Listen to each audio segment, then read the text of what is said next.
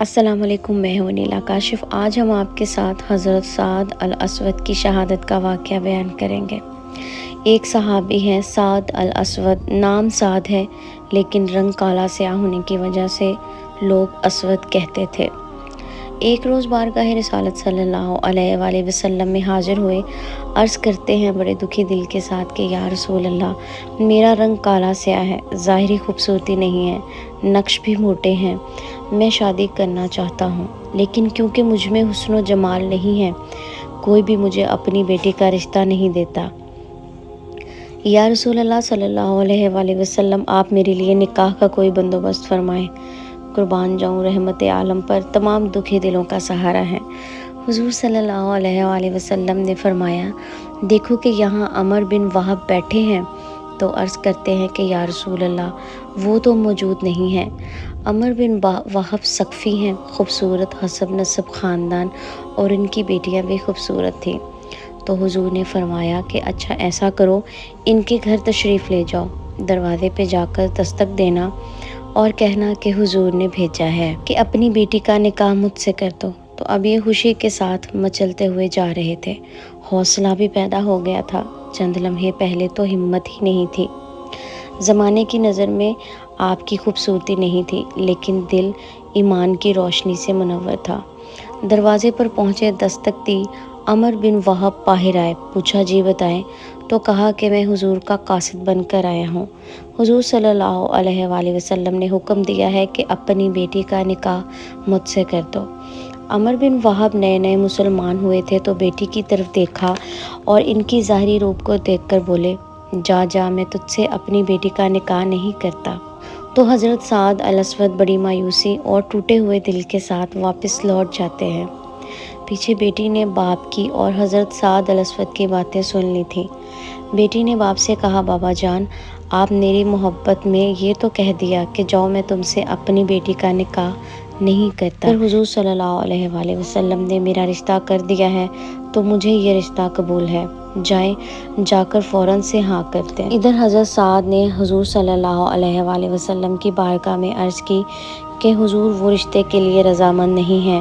پیچھے سے عمر بن وہب دوڑے ہوئے آئے اور آ کر عرض کی، یا رسول اللہ صلی اللہ علیہ وآلہ وسلم، حضور میں معافی چاہتا ہوں، میں اور میری بیٹی رشتے کے لیے رضامند ہیں، حضور آپ نکاح فرما دیں۔ تو حضور صلی اللہ علیہ وآلہ وسلم نے 400 درہم حق مہر کے عوض نکاح فرمایا اور کہا کہ سعد، حق مہر کی رقم ادا کرو اور اپنی دلہن کو لے جاؤ۔ تو حضرت سعد عرض کرتے ہیں، یا رسول اللہ، میرے ماں باپ قربان، حضور میرے پاس تو رقم نہیں ہے کہ میں حق مہر کیسے ادا کروں۔ تو حضور مسکرائے اور کہا کہ ایسا کرو کہ عبد الرحمن بن عوف، ثابت ابن قیس، علی بن ابی طالب کے پاس جاؤ اور جا کر کہنا کہ حضور نے فرمایا ہے حق مہر کی رقم کا بندوبست کر دیں۔ دوڑتے ہوئے تشریف لے گئے۔ تینوں صحابیوں نے مل کر اتنی رقم جمع کی کہ 400 درہم سے زیادہ رقم جمع ہو گئی اور حضرت سعد کے حوالے کی۔ تو حضرت سعد نے سوچا کہ 400 درہم تو حق مہر کی رقم ادا کر دوں گا، اور یہ جو اضافی رقم ہے، پہلے بازار جاتا ہوں، کچھ زیورات اور کپڑے خرید لیتا ہوں، کچھ تحفے لے لیتا ہوں، اپنی بیوی کو دے دوں گا۔ اب یہ بازار میں داخل ہوئے۔ یہ وہ دور تھا جب مدینہ میں بدو ڈاکو حملہ کرتے رہتے تھے، کبھی آتے جاتے راہگیروں کو لوٹتے، کبھی تاجروں کو نقصان پہنچاتے، تو کبھی چرواہوں کو قتل کرتے تھے۔ اتنے میں کسی نے آ کر حضور صلی اللہ علیہ وآلہ وسلم کو خبر دی کہ بدوؤں نے حملہ کر دیا ہے۔ حضور نے فرمایا کہ مسجد میں اعلان کروا دو۔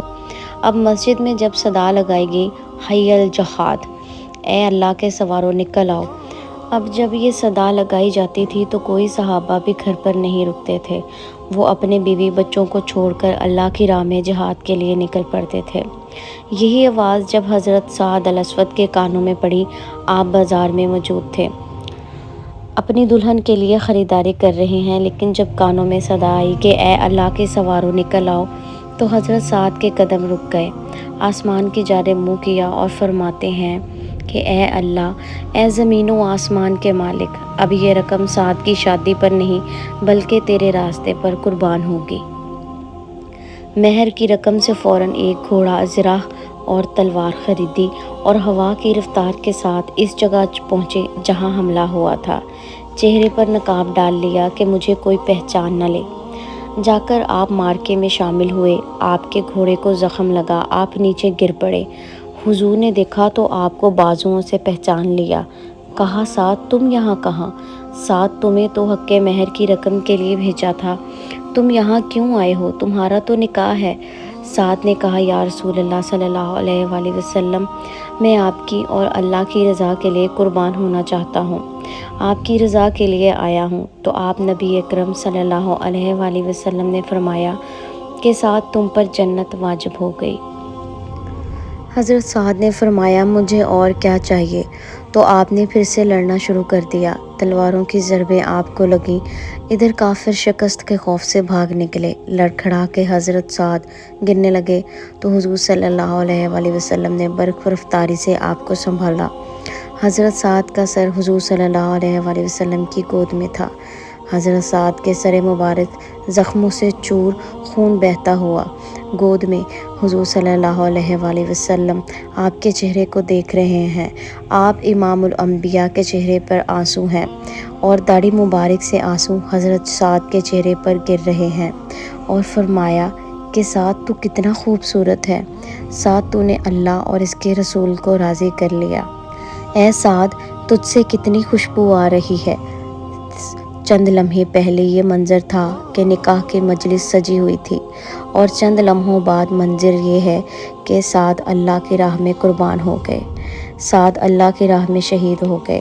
حضور صلی اللہ علیہ وآلہ وسلم کی آنکھوں میں حضرت سعد کے لیے آنسو ہیں۔ سبحان اللہ، کیا منظر ہوگا! اپنی شادی کے تمام ارمانوں کو ختم کر کے اللہ کی راہ میں قربان ہو گئے۔ چشم فلک نے یہ نظارہ پھر نہ دیکھا ہوگا، کیسی کیسی عشق کی داستانیں لکھ کر وہ چلے گئے۔ کاش کہ آج کے مسلمان نوجوان کے دل میں بھی ایسی اسلام کی شمع روشن ہو جائے۔ آمین۔